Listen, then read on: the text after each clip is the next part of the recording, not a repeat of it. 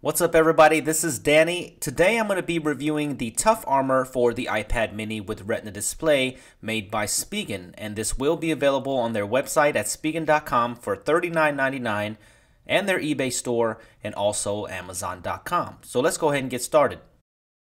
The Tough Armor series was created to solve a dilemma that we all have.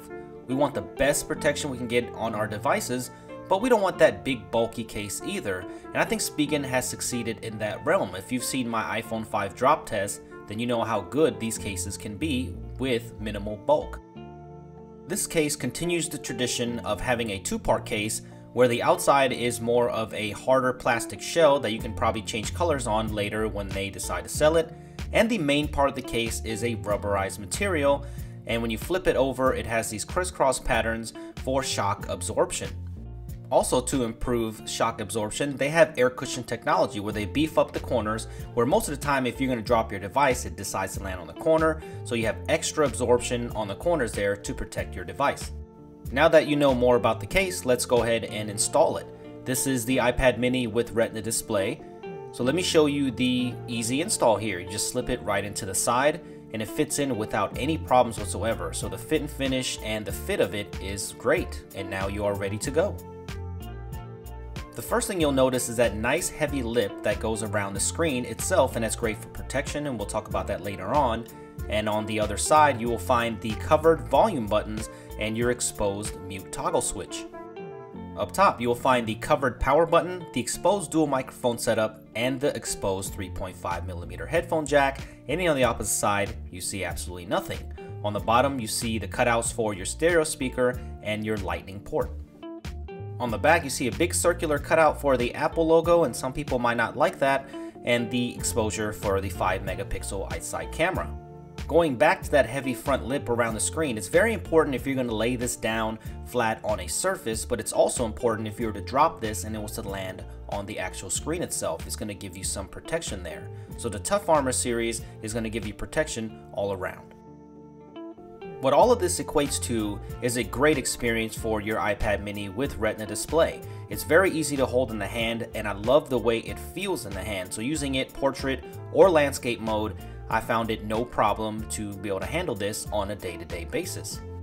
Some of you may be concerned about the tactility of the buttons since they are covered, and some of the other cases there are some issues, but on this case absolutely no problems whatsoever with the power button and the volume rocker tactility. It works every time, so do not worry about the sensitivity of these buttons even though that they are covered. And when it comes to the construction of this thing, it feels fantastic in the hand.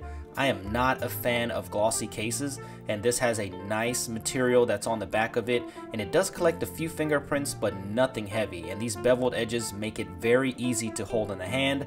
I have moderate sized hands and I had no problem holding this thing with one hand on operation, so the design and the actual functionality of it for an everyday case is great, and it does not affect the 5-megapixel camera on the back with the cutout.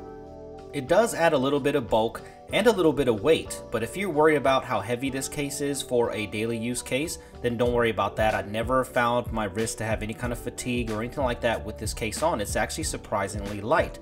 And web browsing, video games, everything, I had no problems, and even dreaming of this new Mac Pro, I had no problems on a daily basis with this case, so I definitely recommend it. I knew I was going to get this question, so I wanted to include this in the review. What about the first generation iPad mini without the Retina Display? Will this case work? And what if I have a glass screen protector put on the front? So with the added thickness, will this affect the case's functionality? Well, let's take a look right now. For experimental purposes, let's go ahead and install the original iPad mini with this Tough Armor case. And upon first inspection, there is no problems with fit and finish whatsoever, and the functionality is just fine as well. And even with this glass screen protector put on the front, look at how much of the lip is still preserved. So still very pronounced, and you're going to be able to get that protection even with a glass screen protector on the front. There is one problem though. Since the iPad mini with Retina Display is slightly thicker, it does affect the tactility of the volume and power buttons, so you have to push those pretty hard to get them to work. So if you're willing to live with that, then this case is usable on a daily basis. Overall, I really like this case for my iPad mini with Retina Display.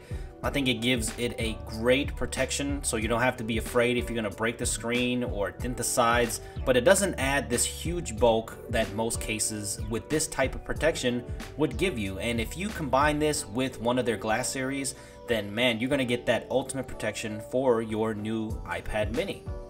So what do you guys think about this case? Is this your next case for your iPad mini with Retina Display? Let me know in the comment section below, and let me know if you enjoyed this video. Make sure you give me a thumbs up and check Spigen's cases out at their website.